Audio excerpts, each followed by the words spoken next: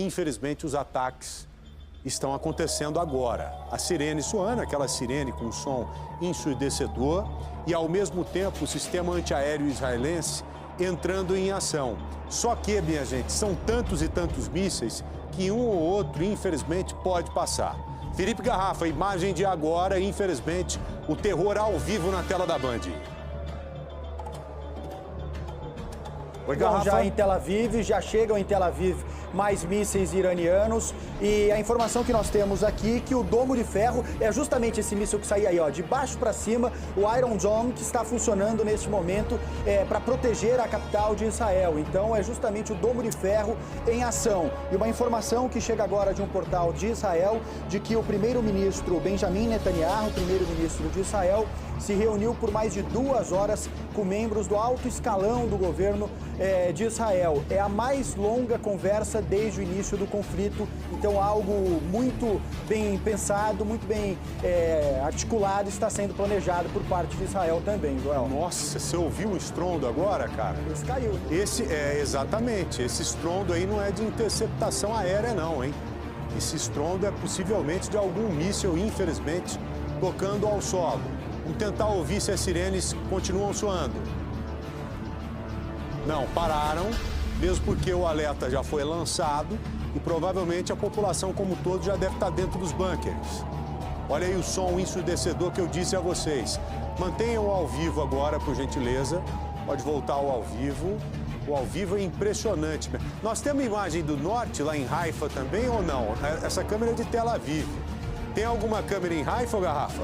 A gente está checando aqui, mas pelo menos... Tem ataque lá ou não? Tem ataque. A informação agora, ó, um lançamento de míssil foi detectado vindo do Irã e sirenes já tocam no centro e no norte de Israel, que é justamente onde você falou, em Haifa. E tem, bem norte de Israel. Então, mais mísseis caindo agora e pelo menos horário local já invadindo a madrugada, tanto no Irã quanto em Israel, mas a promessa ontem no horário deles de que, segundo o Irã, a noite iria se tornar dia em Israel, uma promessa de um ataque poderoso aí para as próximas horas. O que significa isso? A noite vai se transformar em dia. Eu só penso em ou uma grande explosão ou várias explosões, porque isso aí é a noite transformada em dia, isso que nós estamos vendo, né? É como se fossem fogos de artifício na virada de ano, só que infelizmente cada estrondo desse, cada explosão dessa que você vê no alto, é um míssil sendo abatido. E qual que é a ideia? Você sabe que o Iron Dome, o domo de ferro, ele tem condição de interceptar 99% dos mísseis que são enviados. Há uma falha mínima, só que uma falha mínima, ela se traduz em uma grande explosão e possivelmente em mortes também. Acho que mortes não nesse momento, porque houve o aviso e boa parte da população, ou toda a população dessas áreas, já deve estar dentro dos bunkers. Veja só que dia crítico hoje. Sexta, sábado, domingo, segunda e terça. 5º dia da guerra, né? 5º dia logo depois do primeiro ataque israelense em direção ao Irã. Hoje nós tivemos coisas mais graves do que os dias anteriores. Uma delas, o presidente Donald Trump, que estava no Canadá no encontro do G7, retornou rapidamente para os Estados Unidos e se manifestou da seguinte forma: o Ali Khamenei, que é o líder supremo iraniano, ele deve se render o quanto antes, porque senão ele pode ser morto, ele pode ser abatido. Nós sabemos a posição exata em que ele está. Garanto que é uma área vulnerável e com capacidade mesmo de explodi-la. Por que o Trump ele trabalha com essa possibilidade? Apesar de você ter um bunker também em todo o Oriente, bunkers em todo o Oriente Médio, inclusive no Irã, ele detém armamentos com condição de entrar no solo e explodir o subterrâneo. Então ele sabe muito bem do que está falando, infelizmente. Só que o Ali Khamenei, ele não é um líder militar simples. Ele lidera a parte militar, é claro, a força revolucionária do Irã como um todo, é ele que comanda tudo, mas além disso, em paralelo, ele é um líder religioso, um líder que representa 200 milhões de xiitas. Então você teria um ataque direto a um líder religioso que, guardado as devidas proporções, é como se fosse o Papa para os católicos, entendeu? Então você vai para um outro patamar. até que ponto os Estados Unidos devem se inserir mesmo na guerra. Garanto a vocês, o barão que esteve conosco agora há pouco disse que já há movimentos consideráveis por parte dos Estados Unidos enviando aviões para lá. Cadê aquela imagem que a gente tem dos caças norte-americanos já sobrevoando lá o Oriente Médio? Caças que foram enviados para lá. Você tem os caças norte-americanos no alto e embaixo também, ali no mar Mediterrâneo, no oceano mesmo, já movimentações de navios de guerra potentíssimos. São aqueles destroyers. Destroyers que, num primeiro momento, foram enviados para lá para interceptarem ataques dos Houthis, que são baseados no Iêmen, mas que hoje já estão a postos e prontos para interceptarem também ataques iranianos. Então, de uma forma, eu posso falar aqui direta, os Estados Unidos já estão inseridos nessa guerra. Os próximos movimentos não podem ser legais, distantes disso.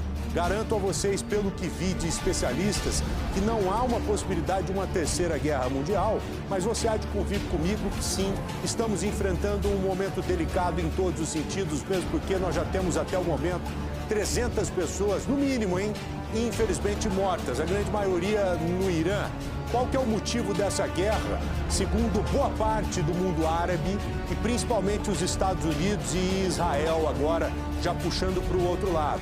Seria retirar qualquer possibilidade, isso é o que você tem como justificativa, como explicação. Se há justificativa ou não, não entrarei nesse mérito.